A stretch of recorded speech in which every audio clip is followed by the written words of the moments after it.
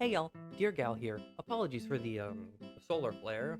My computer has an astigmatism, I guess. Anyways, you're saying this dinosaur's name wrong. Mike, play the clip, please. Tsintaosaurus. Tsintaosaurus. Finally, we have Tsintaosaurus. Sorry, Sinsato.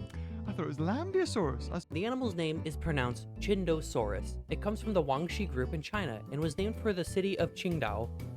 It makes sense because the old romanization for the word was Tsintao, so again, this mispronunciation has some logic to it. So for the rest of the video, I will be calling the animal Tsintaosaurus. Don't beat yourself up for mispronouncing it. It's a Chinese word in a field that is mostly used with Latin and Ancient Greek, which are dead languages. Chinese is not a dead language. By the way, if by the end of the video you learned something new, why not subscribe? And don't forget to like and hype the video. Back when the holotype was first described, they found an extremely peculiar crest shape, a big-ass antenna. This rightfully looked bizarre and strange to these scientists, but that's because they weren't getting the full picture. Anyway, a lot of old depictions of Tsintaosaurus have this almost phallic face shape, which again, just as, if not more bizarre, for a lambeosaur. Tsintaosaurus used to be mistaken for a saurolophine, which makes a lot of sense in hindsight when we look at old depictions. Lowell and Wright, 1942, claimed that saurolophines could have a large skin flap thing, similar to hooded seals nowadays, where they inflate some stretchy skin as a bluff. The general consensus at the time was that lambeosaurs went for sound display, animals like Parasaurolophus being the only non-avian dinosaur that we have a general idea of what it sounded like. Taken with a chip's worth of salt, by the way. Mike, play the Parasaur honk.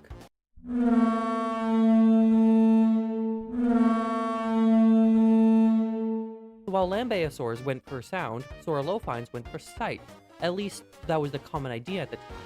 To my knowledge nowadays, we believe that all ornithopods, and especially hadrosaurs, had some really good eyesight, but I'm not 100% on that.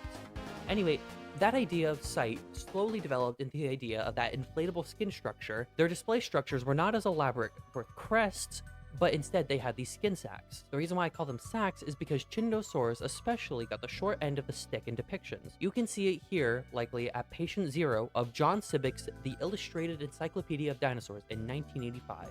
Anyway, after we locked the hell in and abandoned the phallic sacs, new ideas formed for Tsintaosaurus.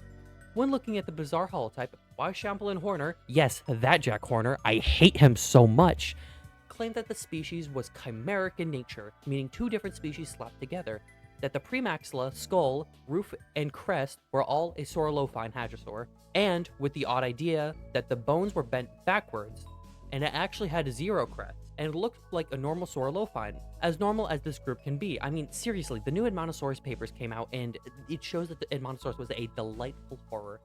Anyways, Weishampel and Horner also claimed that the piece of the crest that would later be recognized as Tsintaosaurus' actual crest was a part of a lambeosaur. Now we come to a more reasonable understanding, where we found that the weird circular shape was actually its crest. And yes, the weird antenna was bent, but it was bent too far forwards.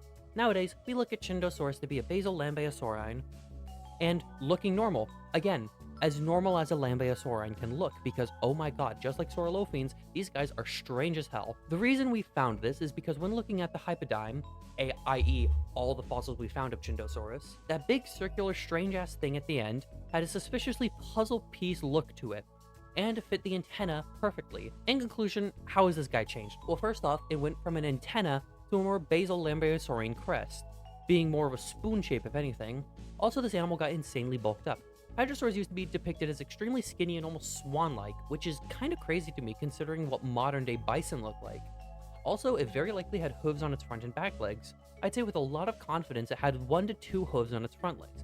However, on its back legs, I'm not entirely sure, but with that new Edmontosaurus mummy, you can never be too sure nowadays. Anyways, that's my yap session over. Most of my evidence was gathered through Your Dinosaurs Are Wrong and the Skeleton Crew's videos on Tsintaosaurus, so I'll link them in the description.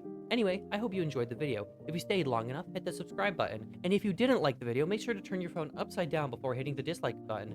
I don't do outros. See ya.